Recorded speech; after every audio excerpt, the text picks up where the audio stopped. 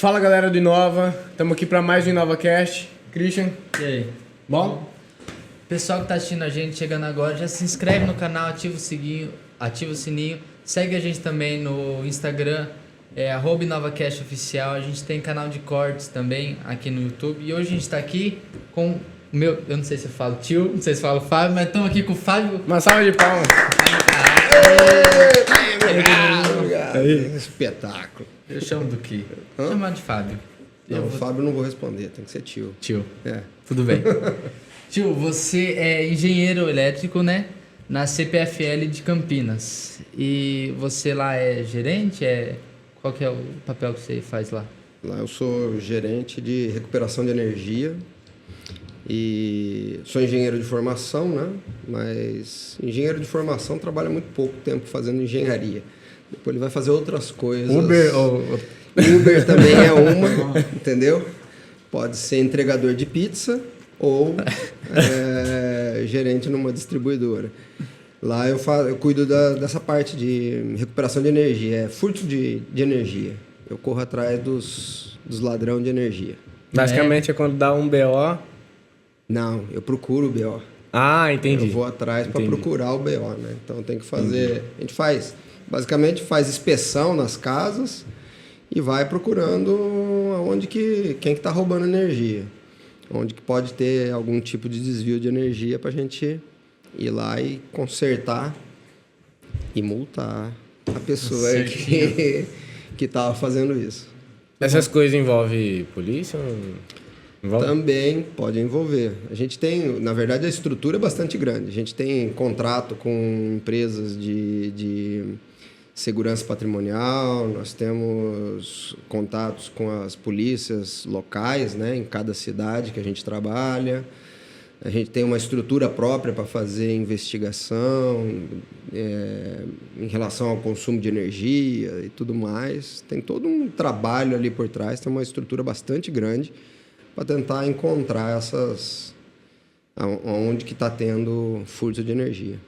Mas demora bastante, assim, pra vocês acharem é poucos os casos que acontecem ou acontece bastante? Já pegaram o jeito? Não, acontece bastante. Na verdade, assim, a gente hoje tem um nível que a gente chama de assertividade de em torno de 25%. Cada 4 inspeções que nós fazemos, a gente encontra uma fraude. Hoje, a minha turma, dentro da minha área de atuação, a gente faz 15 mil inspeções por mês. 25% disso a gente encontra alguma coisa errada. Tem muito furto de energia no Brasil.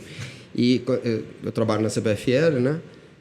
A CPFL tem um dos índices de furto de energia mais baixos do país. Existem distribuidoras aí com índices muito mais altos do que esse.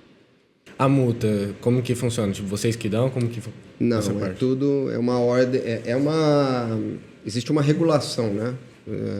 Todo o sistema elétrico, o setor elétrico, ele é regulado por uma agência reguladora e as regras de o que você pode cobrar estão lá. Na verdade, a gente fala multa, mas na verdade não é multa, não. O que a gente faz é tentar fazer um cálculo daquilo que ele consumiu e deixou de pagar. Essa que é a jogada. Multa a gente não pode cobrar. Uhum. A gente cobra tudo que a gente faz um cálculo e tenta definir o que é que ele consumiu e deixou de pagar. A gente cobra isso tudo de uma vez. Ô Fábio, geralmente quando a gente pensa em roubo de energia, furto de energia, a gente logo pensa em comunidades mais carentes, pensa em periferia, mas há algum índice assim? É fato isso ou em empresas, em bairros mais nobres também acontece isso? Legal, assim quando a gente fala de volume, é isso mesmo. Então, assim, em comunidade mais carente, você tende a ter uma quantidade maior de gente furtando, né, os gatos.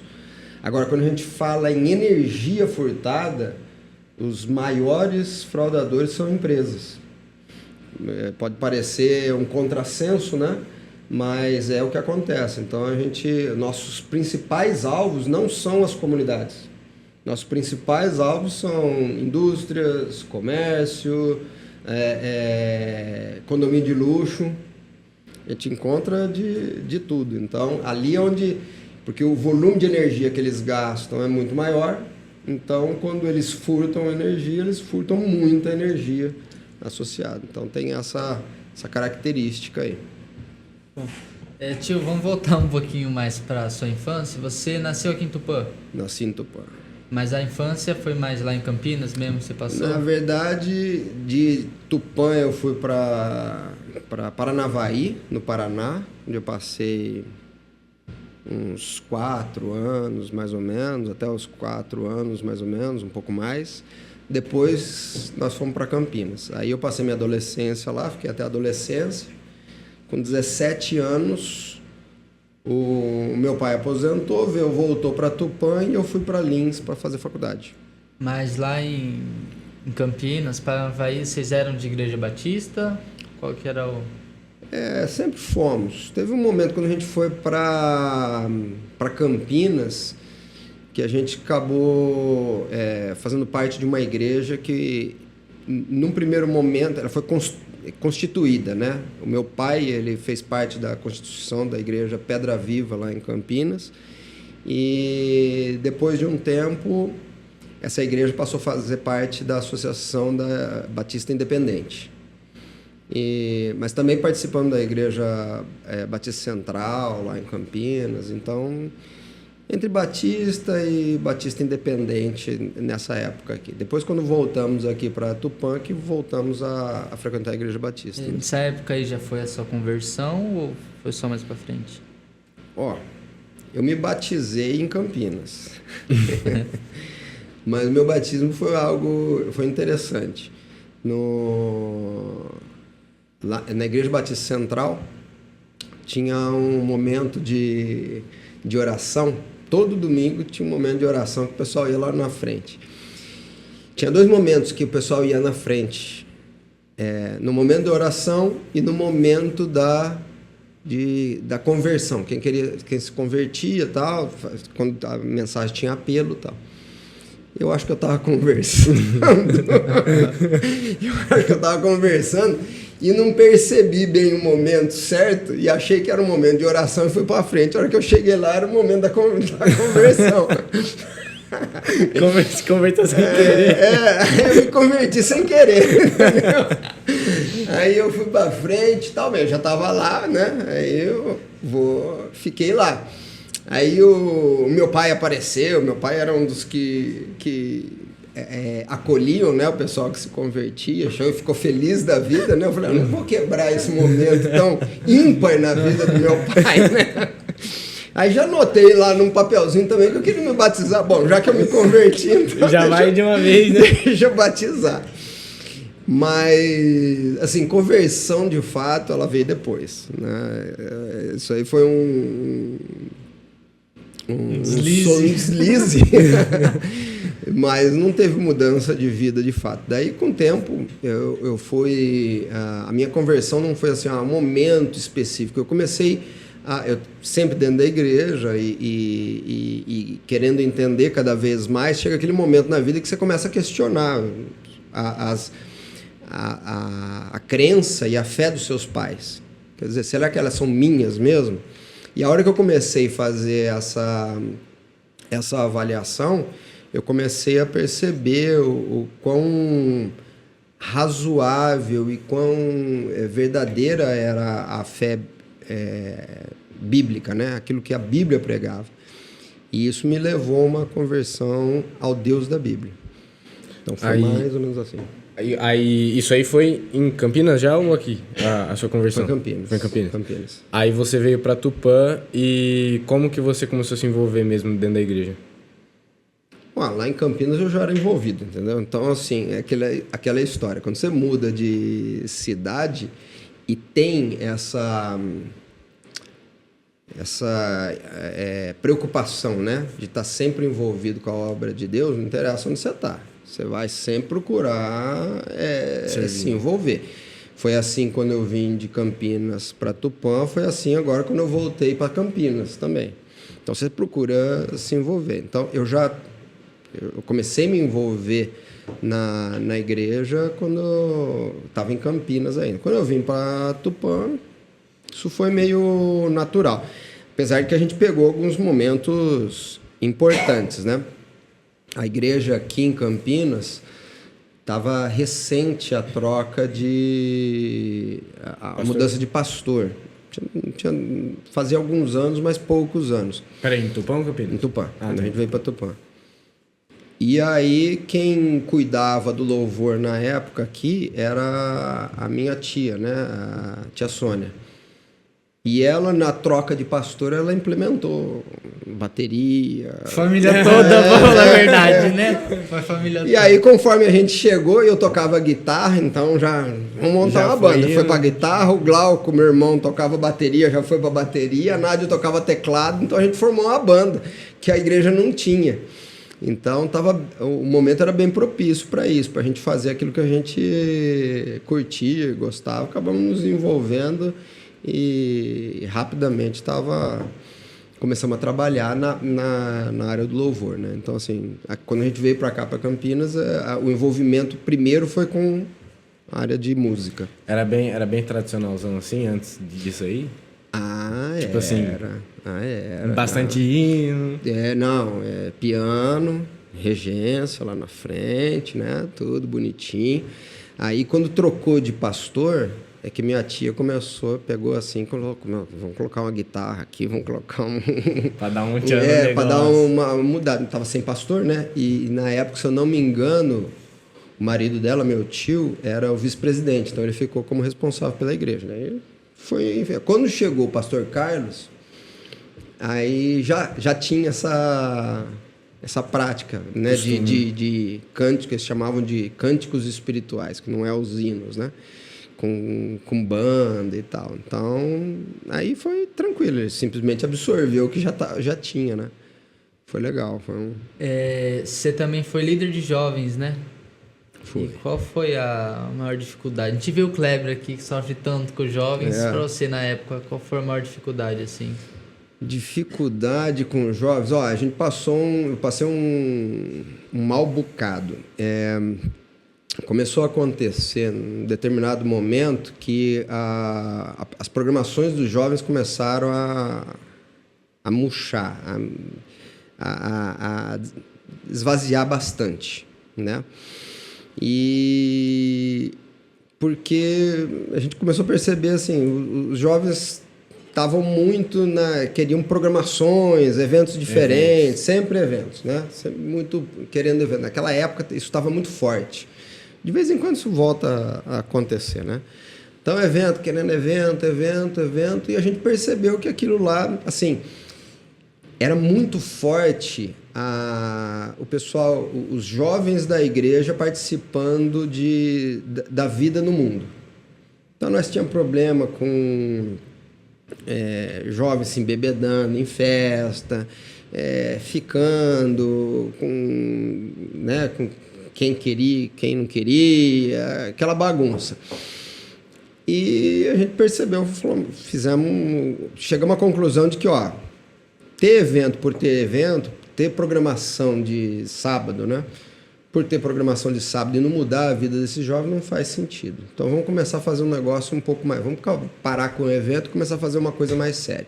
A hora que nós começamos a fazer isso, o negócio murchou. Mas murchou bastante. Ao ponto da gente fazer do sábado à noite só um culto de oração. Culto de oração dos jovens. Com a presença de 3 jovens. E eu era um deles. Mas a gente ficou e começamos a trabalhar óbvio que não é só isso, né? Você não pode simplesmente falar assim, agora eu não vou fazer mais programação e vou esperar que a consciência dos jovens toque. Não, a gente começou a trabalhar. Na época, o pastor Zeca, que hoje está em Bastos, ele ainda não era nem seminarista, mas já estava começando a sentir o chamado para o ministério. E ele era o presidente dos jovens, lá, vice-líder. Então, eu com ele começamos a fazer um esquema de ir buscar os jovens, conversar com os jovens e começar a trazer. E aí, esse pessoal começou a vir, não trazer para a programação, mas trazer para a igreja, para um compromisso sério com Deus, né? Essa que era a pegada, né? Essa que era a intenção. Aí começamos a fazer esse trabalho e tal, e aí o culto dos jovens começou a encher de novo. Eu digo que ele foi um reflexo. Aí a gente voltou a ter... Os eventos. Cultos, né? Eventos, fizemos eventos, mas não era mais a programação de evento. Era um culto, de fato, com 150, 200 jovens que a gente chegou a ter. Mas foi um trabalho ali de formiguinha, de buscar o Zeca. Ele tinha muito esse DNA de buscar o jovem. Ele acabou fazendo muita amizade com isso, buscava o pessoal e trazia para um compromisso mais sério com Deus. Mas foi difícil. Eu lembro até, nesse culto de 3 estava eu, o Zeca e o Fábio Castro. O Fábio Castro foi o cara que nunca abandonou o culto dos jovens. Ele estava sempre ali com a gente. Mas chegou a ter isso aí, uma programação de 3 jovens. Quanto tempo você ficou na liderança, assim? Isso não é o tipo de pergunta que se faz, assim. É muito antiga essa pergunta. Pode ter um pouquinho de desrespeito. Não lembro. Eu sei que eu fiquei... depois eu saí dos jovens, acabei voltando num outro momento, quando...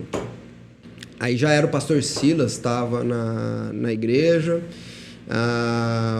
O pastor Marcelo ficou um tempo com os jovens. Quando o pastor Marcelo saiu daqui e foi para Campinas, se eu não me engano, ficou sem líder de jovens. Eu voltei a liderar os jovens de novo, a pedido do pastor Silas.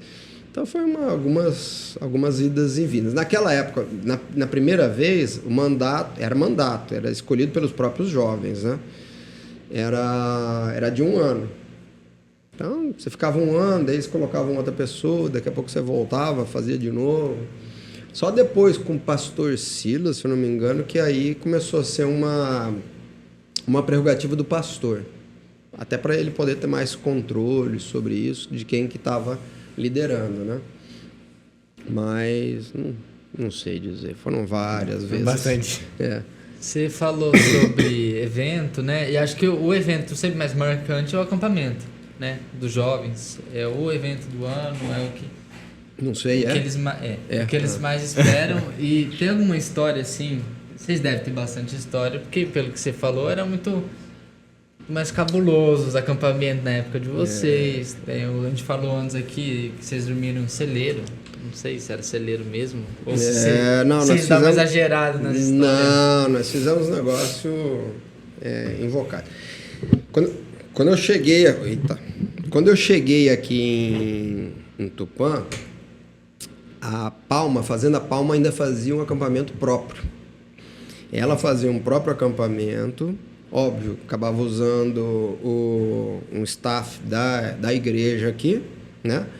Mas convidava vinha gente de tudo quanto é canto do país aqui, né? Era um acampamento de divulgação nacional.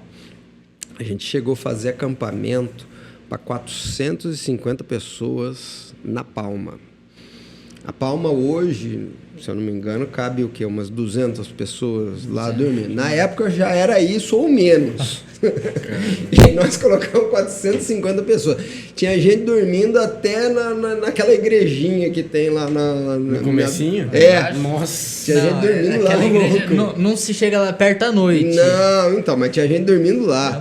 O negócio foi assim, a gente fazia 2 cultos de manhã, tinha 2 períodos de café da manhã, janta, almoço, e tinha um monte de gente que não participava de coisa nenhuma, que não cabia.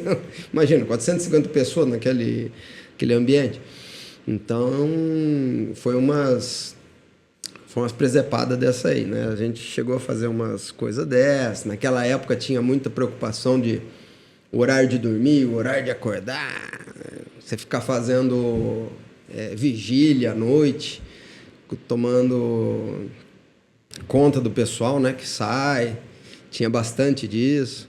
O pessoal fazendo arruaça e a gente tinha que ficar controlando a galera. Você pode contar a história que você se fantasiou? Ah, não, então. Tinha gente de vigília. Não, mas essa aí foi depois, quando o acampamento começou a ficar mais profissional, né? Aí começamos a profissionalizar o acampamento, começamos a ir para outros lugares.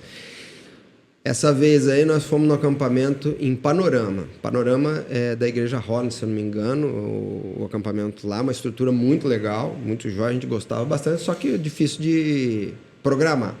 Aí nós fizemos a programação e na época tinha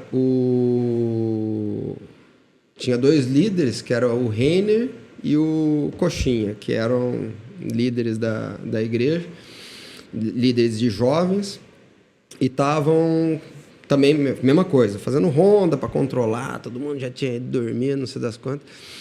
E a filha do pastor Silas, na época, tinha ido para os Estados Unidos e voltado com uma fantasia daquele Darth Maul. É isso? Do Star Wars? Star Wars. É. Não, tem outro. Que acho que é o Darth Maul. Que é mas muito boa. A fantasia era muito fera. Assim, parecia muito. Aí ela entregou pra mim e falou, Fábio, faz o que você quiser com isso. Aí você falou assim, faz o que você achar melhor. Como é? Falei, tá bom. Aí eu vestia aquela... Já não tinha mais ninguém, todo mundo dormindo, aquela penumbra, só algumas luzes acesas. Eu vestia aquilo e me escondi atrás da parede, meio longe, assim, coisa de uns 30 metros de distância deles. E eles dois sentados ali, conversando, tal. Eu peguei, apareci, saí de trás da parede e fui para trás de uma árvore, atravessando.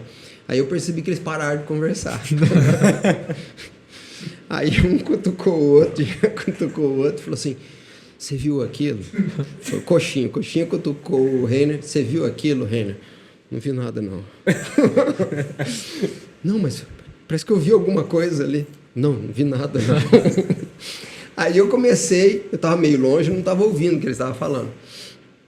Eu tirei a cabeça, mostrei a cabeça da máscara, né? É uma máscara. Tirei, fiquei olhando, voltei. Eles... Eu vi. Não, acho que não é nada, não. É alguma coisa que a gente está meio... Alucinado, né? Alguma coisa assim. Aí eu peguei, não estava ouvindo o que eles estavam falando, falei assim, acho que não colou, né? Também, homens feitos, né? Não vão ter medo de uma bobagem dessa. Aí eu saí de trás da árvore, fiquei parado em pé. Os dois olhando para mim, fixo. Travado. Assim, para mim, estavam só olhando. Eu comecei a andar em direção deles, né? Eles se ajeitaram, né? Não, era um banco que tinha ali, eles se ajeitaram no banco, ficaram parados esperando. E eu andando em direção deles, cheguei bem perto deles e falei assim, ué, vocês não têm medo, não? Aí o Reiner, ele pegou e desceu assim no sofá. Que é isso, Fábio? Aí eles contaram depois pra mim, né, que eles ficaram paralisados. O Coxinha queria sair correndo, mas não conseguia. As pernas dele estavam travadas. Eu falei, mas o que vocês acharam que era? Ele falou, não sei, algum demônio, alguma coisa que estava pegando ali na hora. E eu sei que eles se borraram as calças lá, tiveram que dormir, não conseguiram dormir aquela noite, tadinho. Ô Fábio, tem muita gente que eu acho que para de ir nos acampamentos com pouca idade, vamos dizer assim. E eu queria que você respondesse essa pergunta, não de forma desrespeitosa, que eu vou perguntar com quanto tempo você parou de ir nos acampamentos? Tipo, com quantos anos? Porque tem muita gente que às vezes com 24, 25 anos para, assim, desanima. Cara, com 40 anos de idade eu fui no acampamento Palavra da Vida em Curitiba. Esse aí foi que teve... 2013. Acho que você ganhou um prêmio que eu ganhei com o melhor campanha de universidade. Cara, não tem idade, bicho. Eu acho que é um momento bastante singular. Eu, por muito tempo, eu fui em acampamento para trabalhar. Então eu era o primeiro a chegar, um dos primeiros a chegar, um dos últimos a sair, sempre trabalhando, fazendo alguma coisa. Mas no momento que teve uma nova geração, né, que chegou e começou a fazer o acampamento, eu continuei indo como acampante. Essa vez que nós fomos para Curitiba, eu não estava liderando nada, eu fui só como acampante mesmo. Eu dormi lá com o pessoal. E nesse acampamento não foi a igreja de Tupã que fez, né? Não foi. É um acampamento da Palavra da Vida em Curitiba que a gente foi com um ônibus. A gente fechou um ônibus aqui em Tupã e fomos para lá. Mas tinha um monte de gente de outras igrejas. O acampamento é gigante, é bem grande. E não tem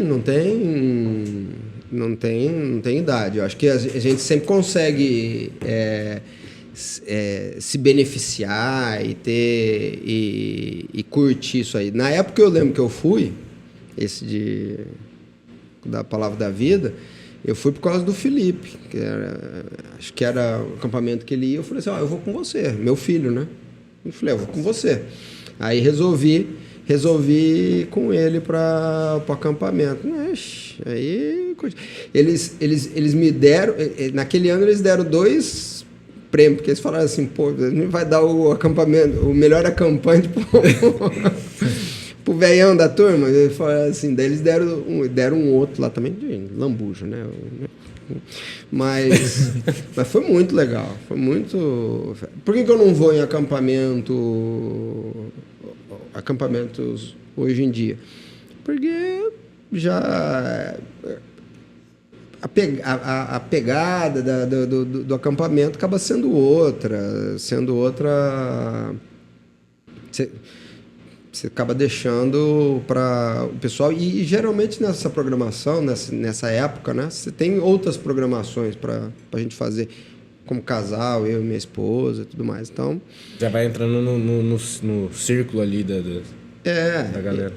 Mas, cara, vale muito a pena. Porque é um momento assim, onde você conhece gente, onde você ouve a palavra de um jeito diferente.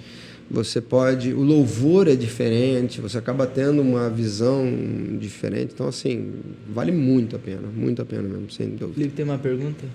Esse acampamento de Curitiba, eu estava lá. Eu vi você falando agora de uma fantasia que você colocou, eu liguei os pontos. Nesse de Curitiba, na brincadeira noturna, no meio de uma floresta lá, né? Tem uma floresta, não sei se é pinheiro ali, não sei. Apareceu um gorila. Pulando, gritando, e todo mundo saiu correndo, estragou a brincadeira inteira. E a gente até hoje tem esse mistério de quem era que estava vestido de gorila.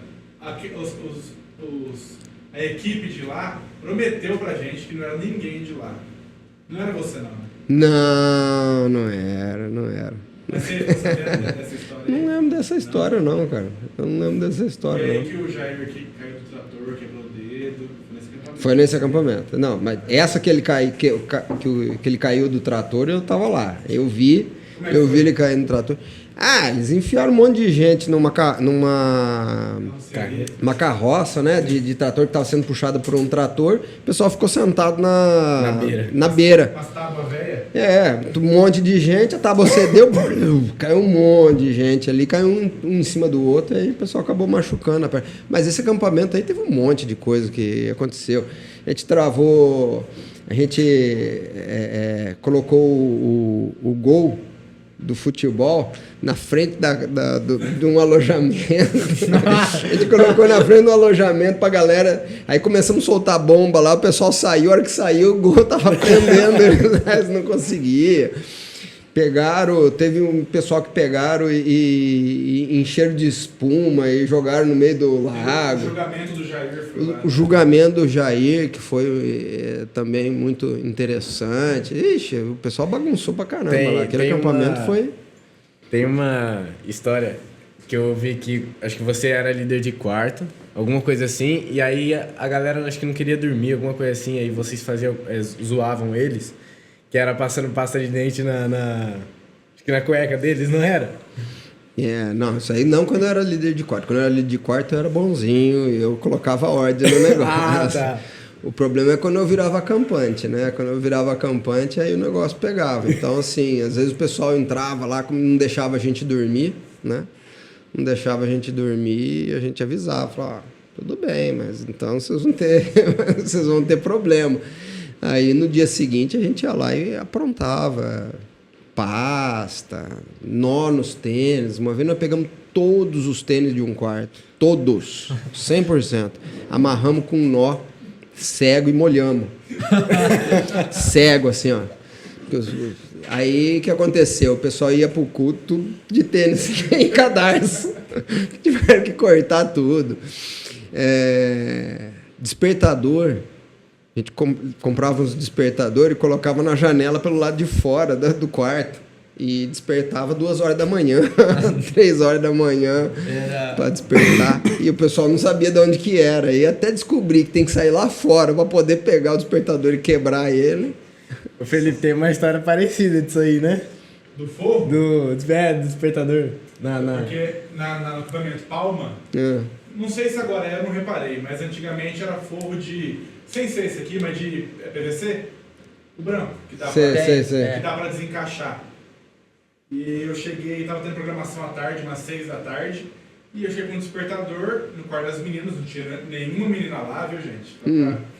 E eu desencaixei uma ripa do forro e coloquei para despertar às 3 da manhã e coloquei lá dentro e fechei. Nunca acharam aquele negócio. Ficou despertando assim a noite inteira. Deve estar lá até hoje. Tá lá até hoje o despertador lá. Não, o pessoal tinha umas aprontadas dessa aí, meio nervosa. Acho que a maior ideia, porque se você foi no último acampamento e reclamou do estilingue gigante, a ideia não é nossa, a gente só copiou dele. É verdade. A convenção é dele. Só tá passando de geração em geração. Essa do estilingue também era boa. O estilingue que jogava... A gente começou a jogar o estilingue lá na Palma, mas a gente fazia com bastante preocupação pela segurança de todo mundo, né?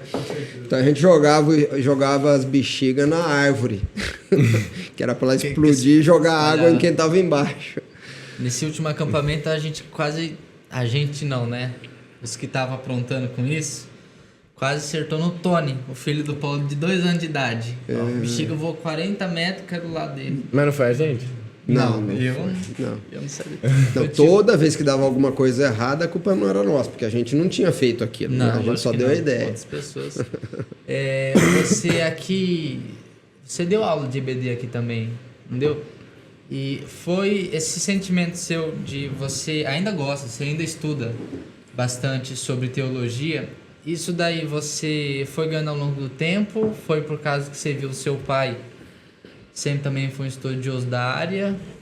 Como é que foi que você começou? Bom, primeiro que estuda bastante teologia, você foi bondoso, né? Não estudo bastante não, mas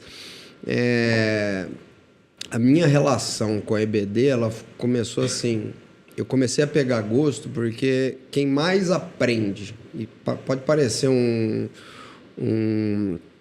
jargão, mas é verdade. Quem mais aprende com uma aula é o professor. Porque você gasta aí 10 horas preparando uma aula de 45 minutos, né? E então você aprende muito mais, você se prepara para perguntas, você se prepara para uma série de coisas. Então, no começo, logo que eu comecei, fui convidado para dar aula primeiro para jovens, depois para adultos.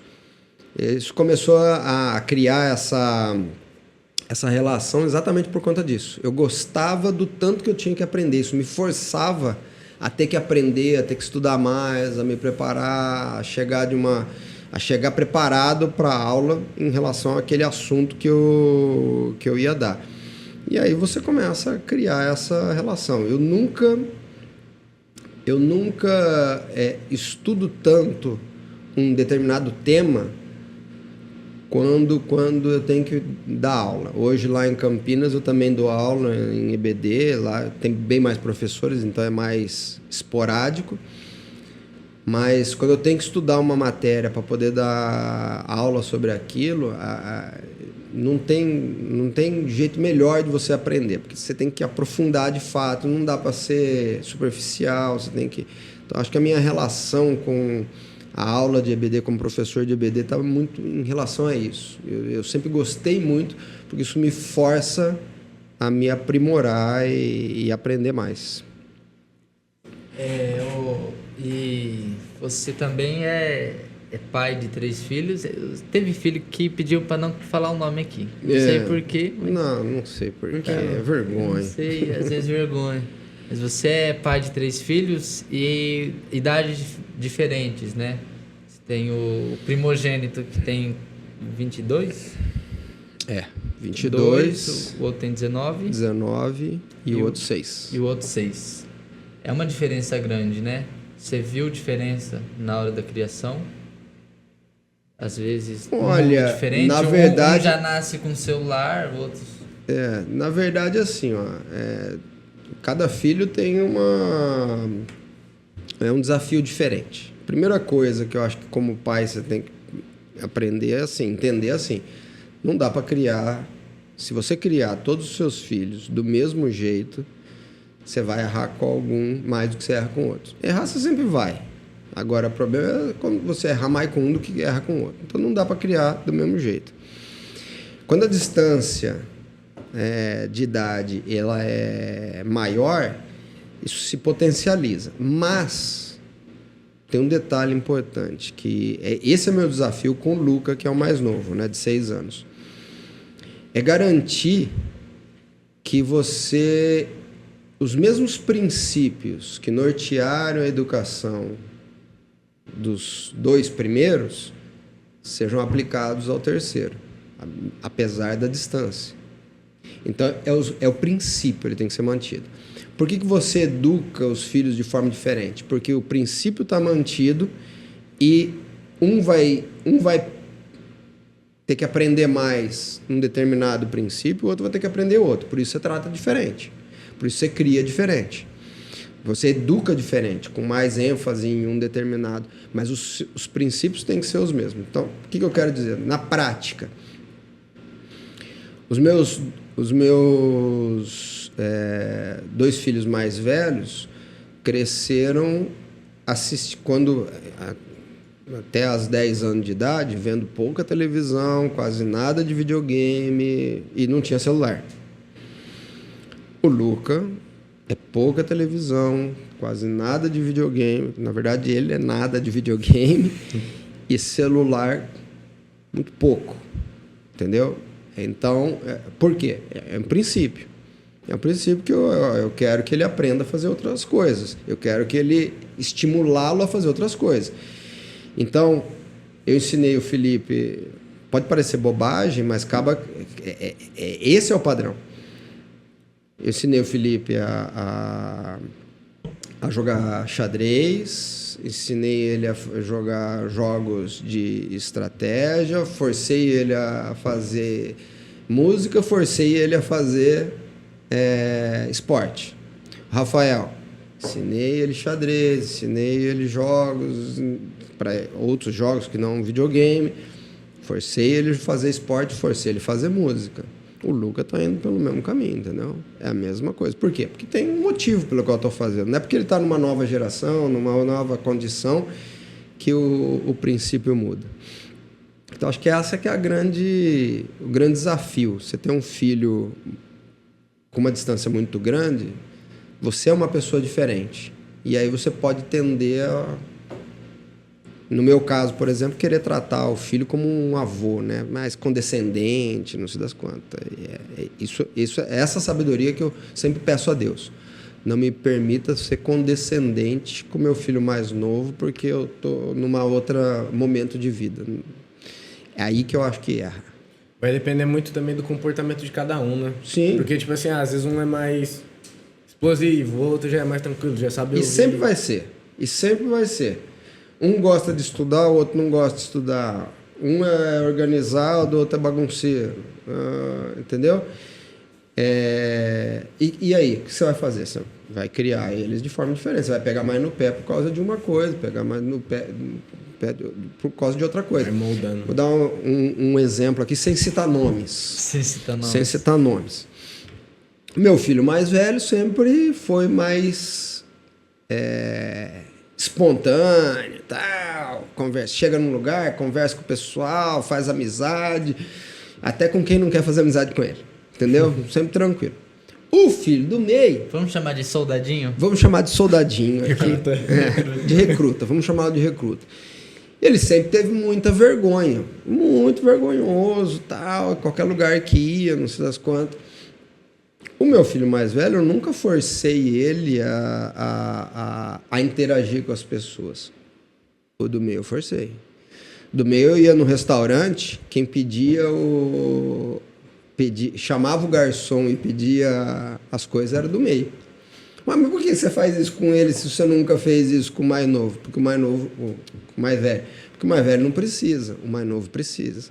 O do meio precisava disso. Vai estimulando, né? Isso. Então eu forçava ele, falava assim, recruta. Quase que Ô, saiu. recruta, chama o garçom. Não, pai. E eu vou ter que chamar o garçom? Por que você não chama? Eu falei, porque você não quer. Exatamente. É exatamente por isso, é porque você tem vergonha de chamar o garçom. E aí ele vai crescendo com isso, entendeu? Então, essa que é o estímulo, né? Você garantir os estímulos certos para as pessoas que são diferentes. Felipe, tem uma pergunta? A gente está vendo que nos últimos... Hoje, o mundo está muito mais polarizado do que 15 anos atrás. Principalmente tentando destruir princípios básicos da família. Você acha e você tem medo que isso caia mais pesado com o Luca, o mais novo, do que com o mais velho? Você acha que isso pode ter... Você tem que ter mais cuidado para não influenciar o Luca que está crescendo já nessa polarização do que quando o mais velho estava crescendo? Primeiro, eu não acredito muito nesse mantra de que ele é mais polarizado hoje do que era no passado. A história da humanidade, ela se reflete de forma... Ela é cíclica. Se você voltar na Idade Média, se você voltar em outras civilizações que eram países, né, povos mais civilizados, de 1000 anos atrás, por exemplo, você vai encontrar em algum momento da história nível de polarização extremamente grande também, por outros motivos. Talvez não em termos de política, mas em questões, por exemplo, de orientação sexual. Em Roma já existia muito isso. Existia uma forte tendência a você ter uma polarização, né, uma elitização dos soldados e de tudo que eles representavam. Então, eu acho que isso é cíclico. Mas, assim, se eu me preocupo com o que vai acontecer com o futuro, sim. Por óbvio, né? Agora, eu acho que cada geração ela tem os seus desafios muito característicos. A minha geração, por exemplo, extremamente sensualizada. Extremamente sensualizada. E desafios... Eu participei de desafios que vocês não participam, que meus filhos não vão participar, por conta dessa sensualização, né?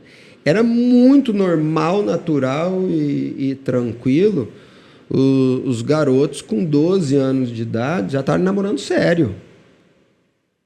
Pode parecer brincadeira. Não, pai não sabia, mãe não sabia, tudo, mas tinha namoradinha séria, certo? Caramba, eu achava que nós que tava... Não. Quando eu era junior, a coisa era pesada, inclusive dentro da igreja. A minha avaliação é que a condição da sensualização do jovem dentro da igreja, inclusive, era mais pesada na minha época do que é hoje. Essa é a minha avaliação, tá? Quais que são os desafios que a geração dos meus filhos vão ter que enfrentar? talvez um mundo polarizado, politicamente polarizado, um mundo onde a opinião pessoal ela é cerceada pelo politicamente correto, né? O que é triste, horrível, mas é o desafio que vocês vão ter que... É o abacaxi que vocês vão ter que descascar, entendeu? Eu acho que cada geração tem o seu desafio. Alguns mais difíceis, outros mais fracos, mas eu vejo isso de uma forma até meio cíclica. A humanidade ela volta às suas mazelas de tempos em tempos. Ela resolve essas mazelas, daqui a pouco ela está voltando de novo a bater nas mesmas teclas. Essas discussões que nós temos hoje em dia sobre o que se deve falar, o que não se deve falar, elas só ganham conotações diferentes e amplitude diferente. Mas elas não são novas. Elas não são novas. Se você vai voltando na história da humanidade, nos povos civilizados, você vai encontrar discussões muito semelhantes, muito parecidas com isso, sobre o que é ético, sobre o que não é ético, sobre como tratar, e uns negócios absurdos. Recentemente eu li uma reportagem que tratava sobre os castrates. O que eram os castrates? Eram garotos, isso na Idade Média, que na época em que as mulheres não podiam cantar dentro das igrejas. Então, quem é que fazia a voz soprano, a voz mais fina? Eram crianças, porque tem a voz fina ainda, não mudou a voz. Tem que ser a criança do sexo masculino. Para que essas crianças não mudassem a sua voz, elas eram castradas. E mais, esses caras começaram a ganhar muito dinheiro. Esses castrates, porque eles podiam se tornar adulto com uma voz fina e cantando, fazendo apresentações, se tornou uma elite na Europa da Idade Média. Um negócio que hoje você fala, é um absurdo, né? Como que um pai vai decidir isso para um filho? Mas era plenamente aceitável e se tornou uma prática. Então, são mazelas que voltam e que a gente sempre... creio que cada geração tem que tratar a sua. E assim, é engraçado que, igual, você pega esses acontecimentos históricos e às vezes eram muitas pautas culturais assim, que realmente levavam ao extremo. E hoje as pessoas mais romantizam as coisas, tipo assim, romantiza porque quer, por vontade própria, sei lá, por uma opinião rasa, vamos dizer assim, sem argumento nenhum, e acaba virando um fuzuê danado. Então, esse eu acho que é um dos desafios desse mundo mais moderno, contemporâneo, onde o politicamente correto... As opiniões são muito rasas. E quem tem opinião mais forte não as dá, com medo do que vai ser... Rebatido aqui. Eu mesmo, agora há pouco aqui, estava contando uma história, eu dei uma segurada aqui no que eu estava falando, porque na hora da divulgação, não sei como isso pode ser interpretado, entendeu? Então, é um cuidado muito grande com a exposição de ideias. E isso é um problema. É um problema que eu, na minha época, né, de jovem, não tinha que me preocupar com isso. Mas vocês vão ter que se preocupar. E aprender a descascar esse abacaxi. Não vai ser para sempre assim. Uma hora vocês vão perceber, a geração, com a evolução, o pessoal vai percebendo que, isso traz mais problema do que benefício. Aí vocês voltam lá atrás, onde tem liberdade de falar tudo que quer falar, não sei das quantas. Nossa, eu até comentei no podcast com o meu irmão, né, com o Tutu, que a gente gravou com ele, inclusive acho que saiu hoje, que uma vez ano passado eu tava debatendo sobre questões de homossexualidade, essas coisas, com um gay e uma menina lá que defendia essas opiniões. Cara, como é difícil tentar fazer as pessoas não se escandalizarem com o que você vai falar. Né? E eu argumentando com questões bíblicas, né? Com o que a gente acredita, com o máximo possível de respeito, né? Porque, cara, é difícil demais, não dá. É complicado mesmo. E por mais que você fale, sempre vai ter aquela conotação, poxa vida, mas não sei das coisas. Cerceando a opinião mesmo. É o cerceamento da opinião. Quer dizer, você só pode ter, por mais que se pregue a liberdade, na minha época se pregava muito a liberdade total, né? Liberdade sexual, liberdade de ideia, liberdade de não sei das quantas. Hoje em dia é o cerceamento. O que está em moda é o cerceamento. Não, você tem que ter por mais que se fale em liberdade, não tem nada de liberdade. Você tem que pensar como a mídia pensa ou como a elite cultural pensa. Se você não pensar daquele jeito, você vai ser cancelado. Isso, toma cuidado com o que você fala. Ô tio, lembrei agora, lembrem de uma vez eu vi você e o Felipe estava tirando uma dúvida bíblica com você, e aí me veio à cabeça se quando você começou a ter, desde o seu primeiro filho até o Luca agora, que é o terceiro, te deixou mais perto de Deus, no sentido de você ter que estar mais preparado para algumas coisas, a questão do exemplo é muito forte também, né? Não é só o pai ter que ensinar, às vezes o pai tem que dar exemplo também. Você acha que isso aproxima? Não, sem dúvida. Assim, conforme você vai ficando mais experiente, né? Não mais velho, mais experiente, você vai ficando mais experiente, você vai percebendo que tem mais gente olhando para você. Seja filhos, seja sobrinhos, seja o pessoal do trabalho, seja o pessoal do prédio, seja o pessoal, os amigos, a família. Eles esperam mais de você.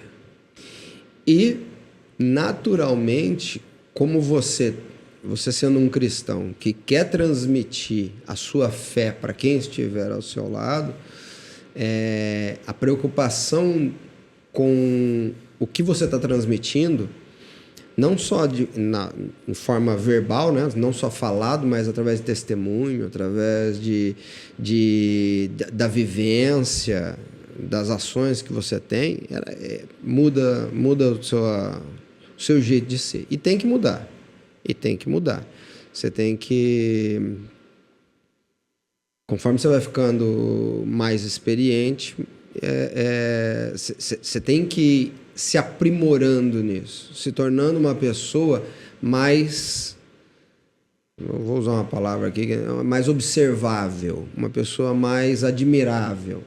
Não no sentido de ser uma pessoa espetacular, mas ser uma pessoa que tem mais para contribuir.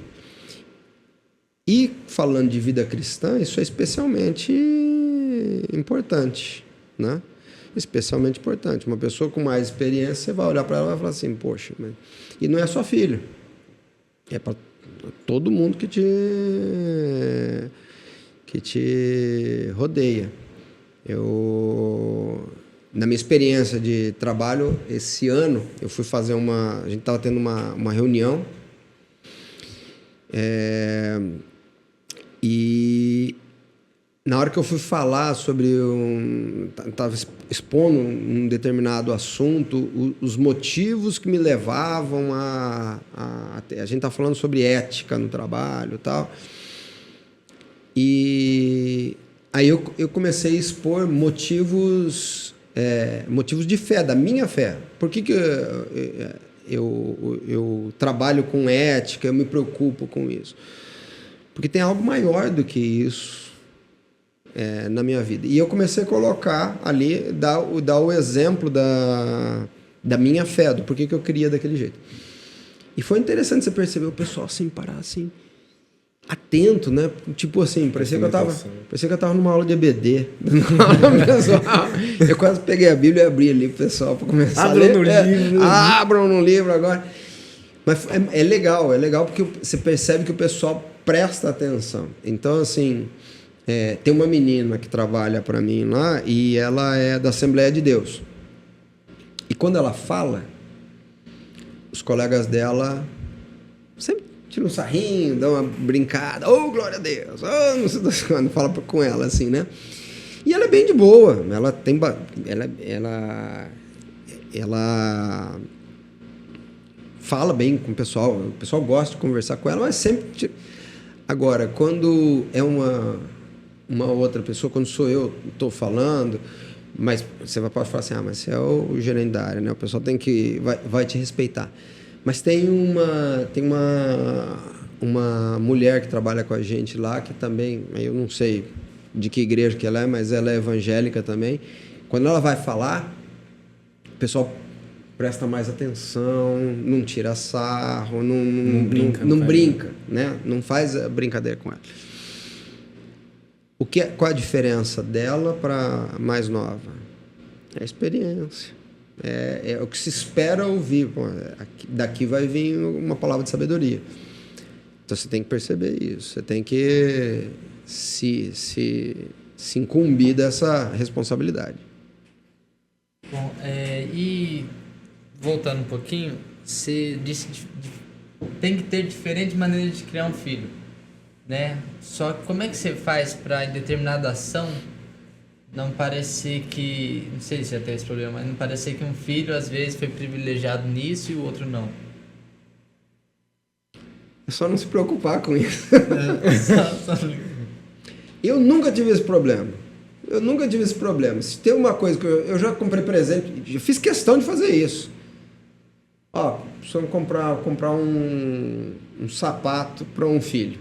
Aí eu lembro que, às vezes, minha sogra, minha esposa, falavam, mas então precisa comprar para o outro também. Não. Faço questão de não comprar.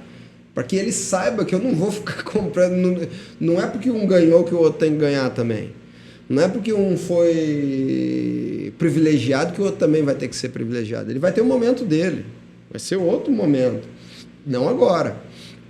Então, essa foi uma coisa que eu sempre fiz questão de que os três soubessem que, assim, não fica achando que você vai ter a mesma coisa que o outro tem, não. Você fica vai achando ter... que a vida é um morango, não vai achando assim que eu tô aqui para ficar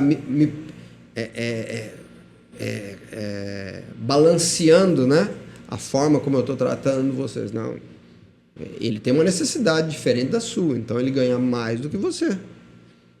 Esse é o momento. Lá para frente pode ser que seja diferente, né? Lá para frente pode ser que o jogo se inverta. Então isso é uma coisa que eu sempre fiz questão. O jeito mais fácil de ninguém ficar magoado com isso, filho não ficar magoado com o pai porque está privilegiando, é sempre dizer o seguinte: não vou tratar vocês. Deixa claro o jogo. A regra do jogo está clara. Assim, não me preocupo com isso. Eu já não cria expectativa não de nada. Não cria expectativa de nada. O que o teu irmão receber, você vai receber também. Não. Tanto lá em casa, por exemplo, se eu passar tarefa só para um, ele não reclama. Ele não reclama. Já está acostumado. Já está acostumado, ele sabe que... sabe de vez em quando eu faço esses testes, né? Vamos ver como que tá o soldadinho, por exemplo. Eu passo só a tarefa pro soldadinho, só pro soldadinho. Para ver se tá na pegada. Não, ele não reclama, porque ele sabe que uma hora as tarefas vão pesar nas costas do outro, entendeu?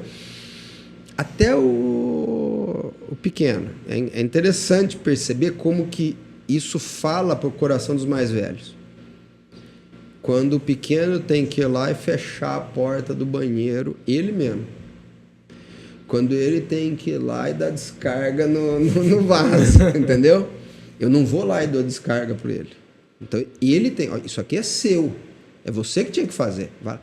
Seus brinquedos, você guarda. Mas quem que vai me ajudar, pai? Ninguém vai te ajudar. Foi você que bagunçou, você que arruma. Você vai arrumar sozinho. E os irmãos ficam assistindo. Tira até sarro, né? Exatamente. Tem que ser, né? Senão não tem graça.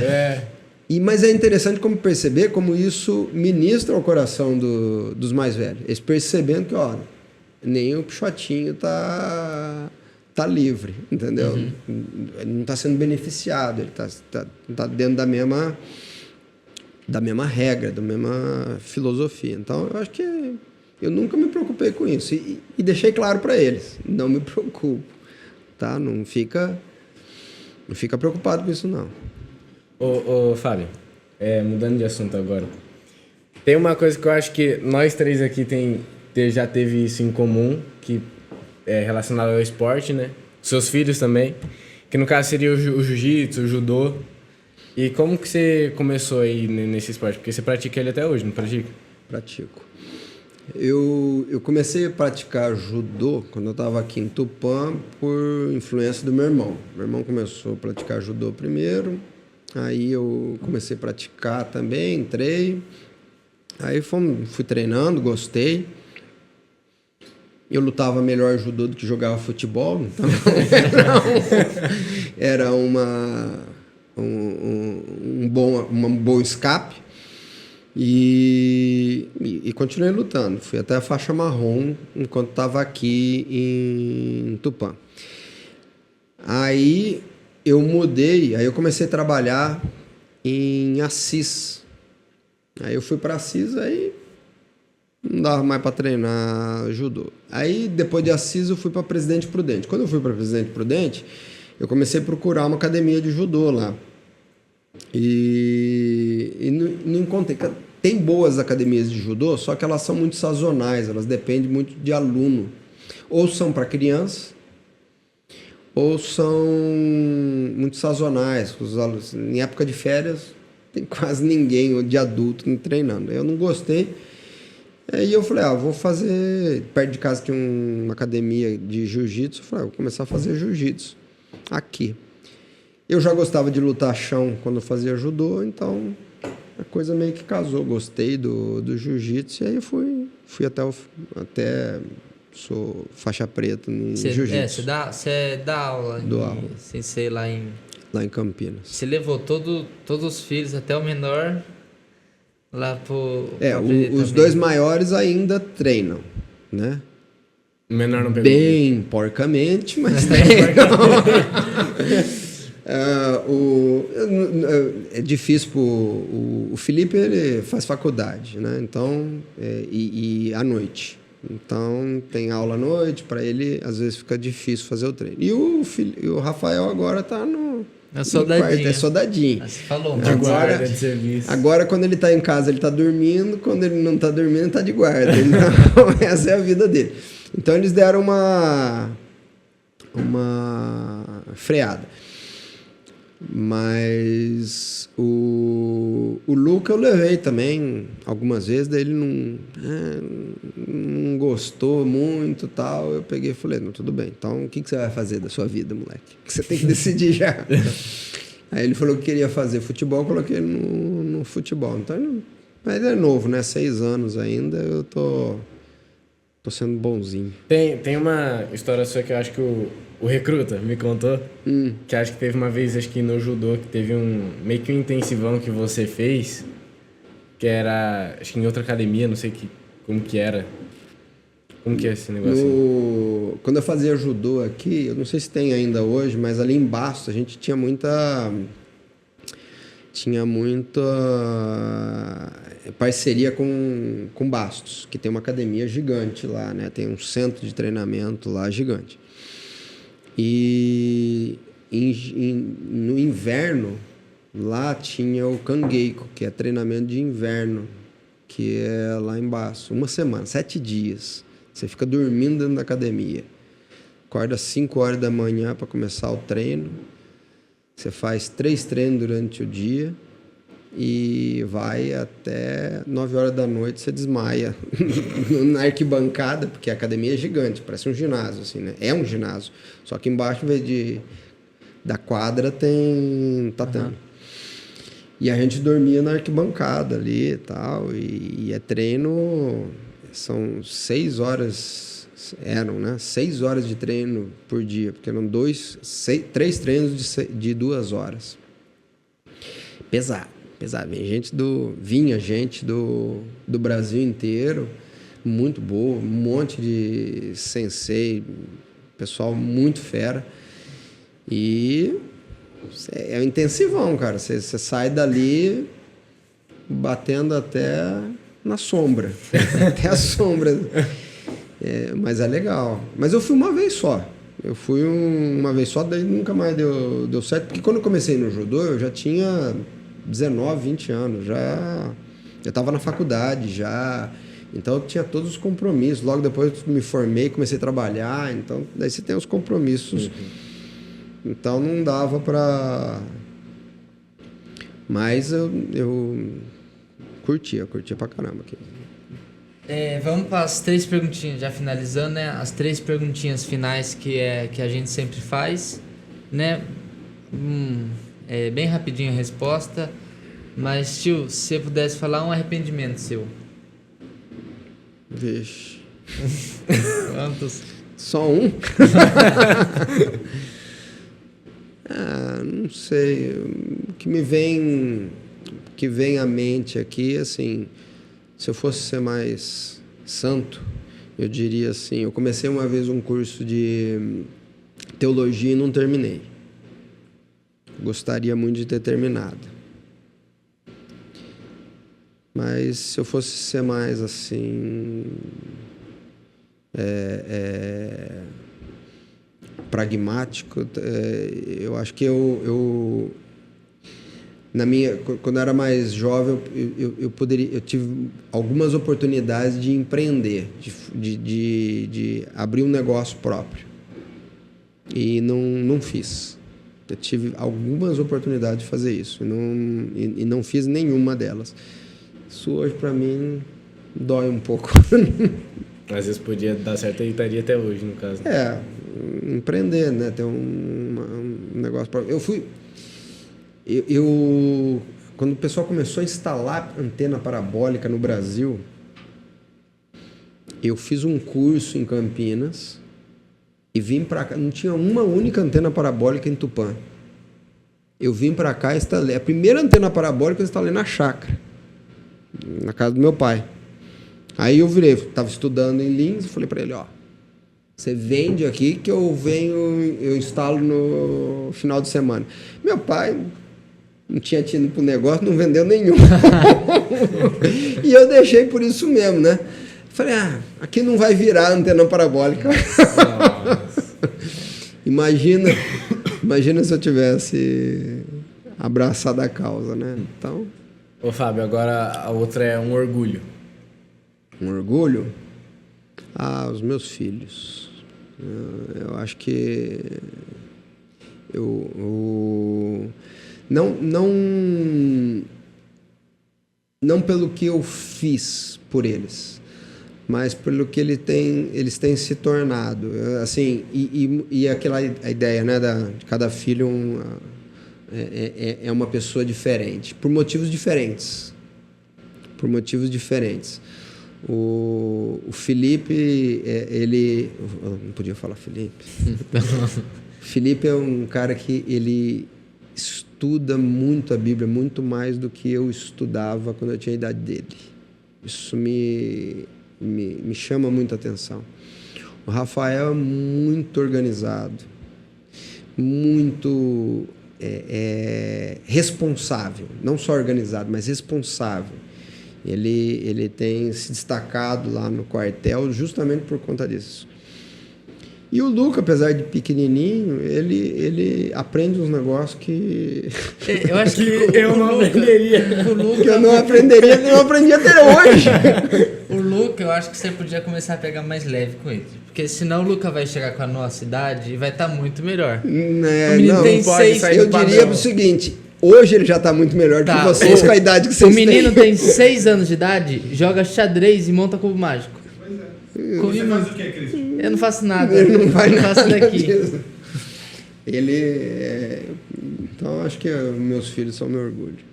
E tem cabelo liso. O problema é esse. Não, aí matou. E a família inteira tem cabelo Ele tem ruim. olho claro também? Tem, olho claro, olho azul. E ele nasceu loiro, de olho azul, de cabelo liso. Vai ter que raspar o cabelo dele. Cara, Isso daí você Não é tinha coisa que... de homem, não, cara. Não, mas ele é criança Homem ainda. com pegação de cabelo liso e de olho claro, você tem orgulho disso. Né, não. E a última era... A gente sabe que talvez a gente possa morrer, Jesus voltar. Talvez você vai morrer primeiro que a gente, mas... Ou talvez não. Ou talvez não, porque ninguém sabe. Mas esse vídeo vai ficar aqui bastante tempo. Se você pudesse passar uma mensagem para quem está assistindo agora ou para quem vai assistir mais tarde, qual mensagem você deixaria? Eu acho que assim, ó, o legado que cada um deixa nessa vida, o que você de fato ensina é aquilo que é algo que você constrói a cada dia. Não é algo que você vai construir no final da sua vida. Ninguém deixa para trás um legado que foi construído nos últimos 10 anos de sua vida. Depois que eu fiquei velho, aí eu tomei jeito. Não. Então, se você quer deixar algo de importante para as pessoas, se a tua fé é algo importante, não é nos últimos 10 anos de vida que você vai construir esse legado de fé.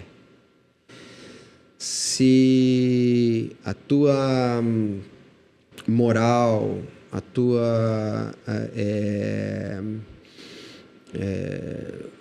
o teu trato, a forma como você, se é isso que você quer deixar como legado para sua vida, na sua vida, não é nos 10, 20 últimos anos de vida que você constrói isso. Você começa a construir quando é jovem e vai construindo ele a vida inteira. No final da sua vida, o que as pessoas vão lembrar é o que você foi durante toda a sua vida. E isso que vai marcar a mensagem que você deixou. Então, assim, não espera para ser um cristão de fato. Não, depois que eu me casar, ou depois que eu virar um profissional, não. Aí você perdeu, talvez, um quarto, às vezes até mais da sua vida, com frivolidades. E isso vai marcar o legado que você vai deixar. Isso vai marcar as pessoas que... vai marcar sua família, seus filhos. Mas eu fiz quando era jovem, mas vai marcar. As pessoas vão lembrar disso, vão lembrar do que você foi. Então, construa o seu legado desde já, desde a sua idade. Eu diria, meu filho de 6 anos, se ele pudesse entender isso, eu diria isso para ele já. Começa a construir já. É aí que você vai... Mas talvez ele seja muito jovem, mas você tem 17 anos, 15 anos, já está na hora de pensar qual é o tipo de pessoa, qual é o tipo de legado que você vai deixar, que você quer passar para frente. Eu acho que o Luca, ele tem a capacidade de entender isso. O Luca vai entender. Acho que daqui a uns 2 anos ele já consegue. É isso aí. Muito bom. Obrigado, tio. Papo Valeu. muito bom. Você que está assistindo a gente, compartilha esse vídeo, se inscreve no canal, segue a gente nas redes sociais. Quer falar mais alguma coisa, gente? Isso aí. Inova Cash aí em todas as redes. Vambora. Tudo isso. Obrigado, viu? Valeu. Falou.